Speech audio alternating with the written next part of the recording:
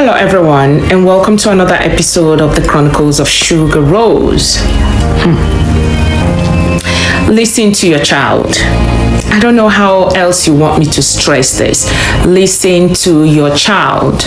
Someone actually sent me a text message and said to talk about it. She asked me a question, and this is what I want to share now. I don't just want to just answer her. I want to bring it out here so you and I can learn a lot from it. So what did I say? Listen to your child. Now, by listening to your child, I don't mean what they say, like verbally. Listen to their behavior, listen to their actions, listen to who they are talking with. It's a whole lot. I keep saying this, and I'll continue saying it. It might ring.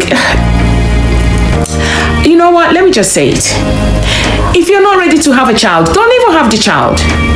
Or if you want to have the child, you feel like having a child, have the child and give it to somebody who is ready. You know how we are mentally, physically, emotionally, financially, all the spiritually ready before going into marriage? Can we cultivate the habit of doing the same thing when you want to have a child? Sometimes they say, oh, okay, it's a mistake. Okay, fine. Now, when you know that it's a mistake and the child is here, please take care of that child. If you don't want to take care of the child, put the child out there for adoption, because a lot of us want kids. Now, what do I mean by listening to your child? The things that they listen to online. A 6-year-old child, you're buying the child an iPhone 17.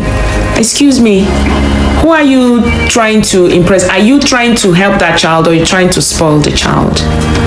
Why will a 6-year-old have an iPhone 17? Is it like to tell the world that you have arrived, you've made it in life? Or you just want to dismantle that child? That's number one. Number two, you want to show off. You're taking your child, you're bringing all the house help in the world to take care of your child, and you're hardly there. Do you want that child to call you mom or dad? The child will call you mom or dad, true, as per this is your title. Not because you merit it, not because you're teaching the child all that it takes to teach the child. The next thing I want to talk about, if you're traveling, try to gather all the medications necessary for your trip. It's not only carrying the food and putting your bank card in your wallet, or packing all the clothes and everything. I know a lot of people who travel a lot, they do this. But you that don't travel a lot, and the first time that you want to travel, you're packing your clothes, you're packing food, you didn't remember to carry medication. Are you normal like this? When you're traveling with kids, make sure you have those medications. The place that you're traveling to, make sure you know what that it entails, that the kind of sickness, whatever that is there. You know what the prevention that you need to take before you go to that kind of place.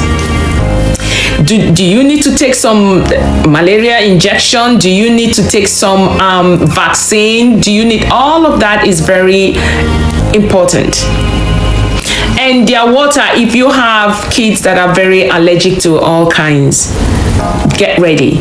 Not when you go there, you put the child at risk.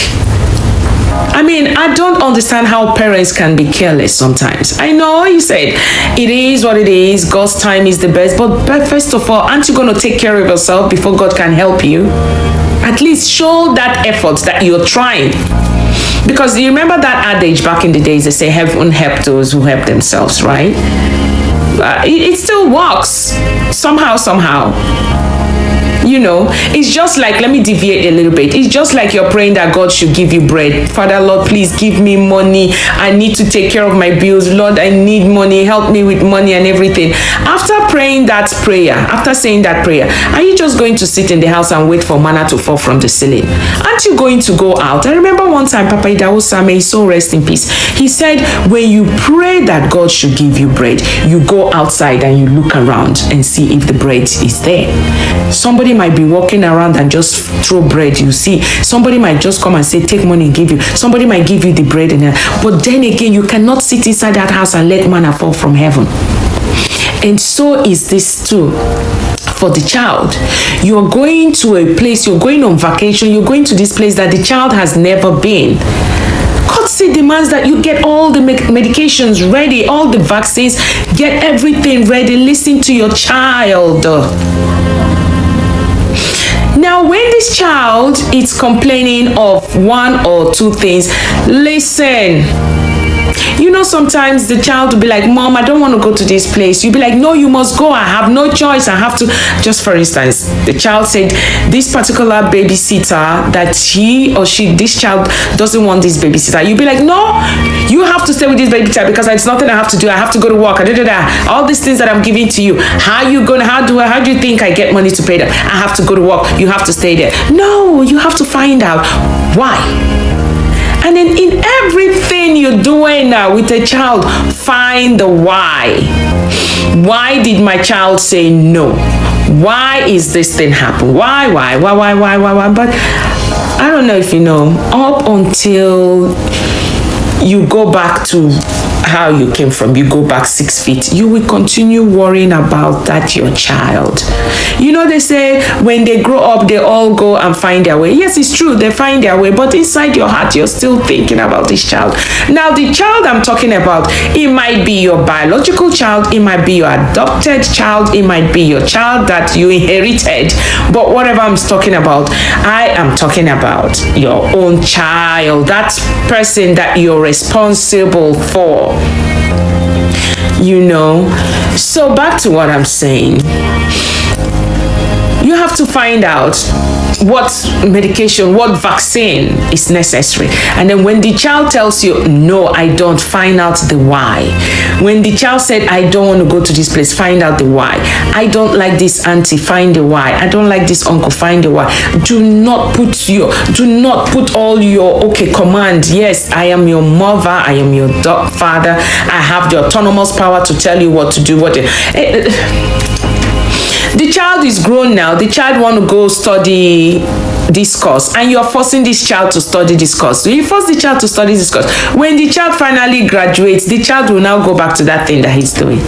Now, the one that I know that you cannot verbally fight, you cannot physically fight, it takes spirituality. On that one, they make a wine.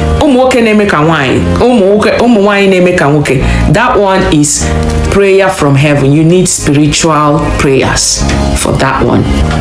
But then again, to each his own. When the Africa anything, they don't care, but some of us care, you know. So you start from scratch to be talking to your child about that aspect.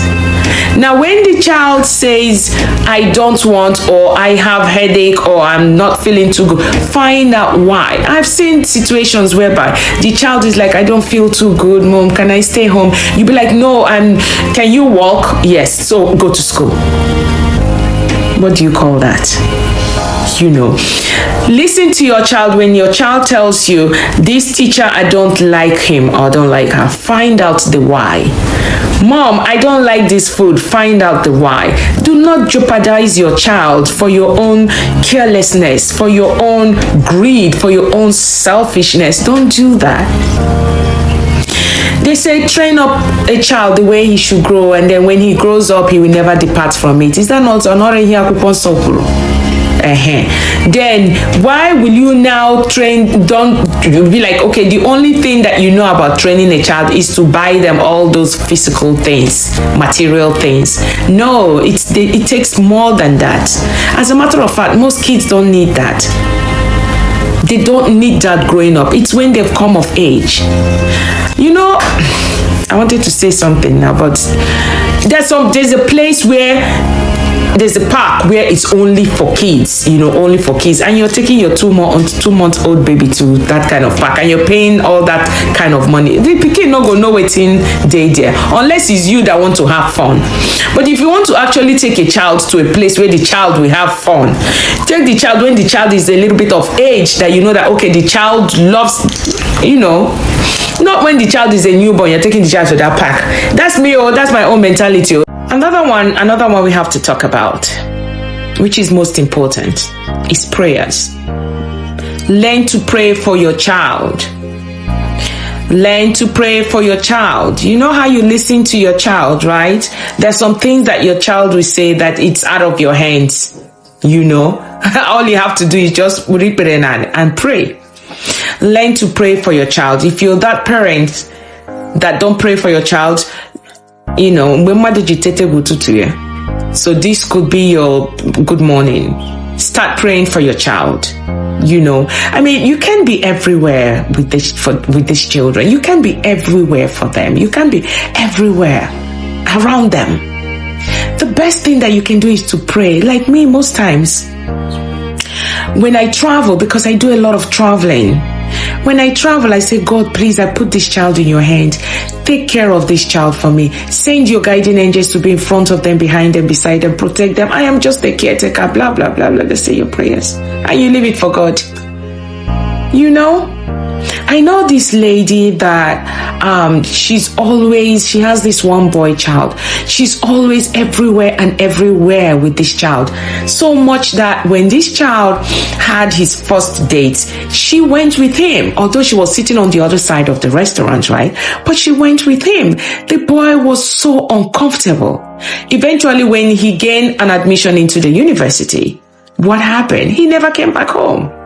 The mother always go there to the school, please come back home, begging the child and everything. The child had this freedom, and that's it. He didn't want to come back home because the woman was choking him. You can't be everywhere with these kids. The best thing you could do is to pray for them. Now, material things is good, but it's not the main thing. It's not the most important part. The most important part is the prayers. You would listen to your child and you pray for them. Every other thing is jara, every other thing is an icing to the cake. And this, like I said, and I'll say it again, don't curse your kids. Don't use crazy words on them, because it will come to pass. It will come to pass. So that's all for now. And please try to subscribe. Help me. Subscribe now. You listen and listen. You be subscribing, so that the thing will be helping my ministry, and I'll be having the strength to be, giving you more information.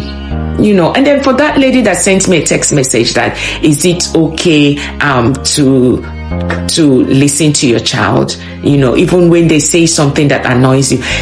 Yes, listen to them, because it is how you treat them that they will be able to treat others, and they will grow up to become good husbands and good wives.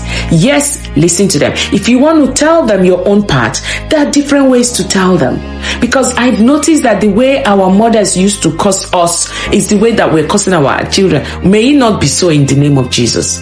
May it not be so in the name of Jesus. So yes, listen, and find out the why. Have a good one and enjoy the rest of the day.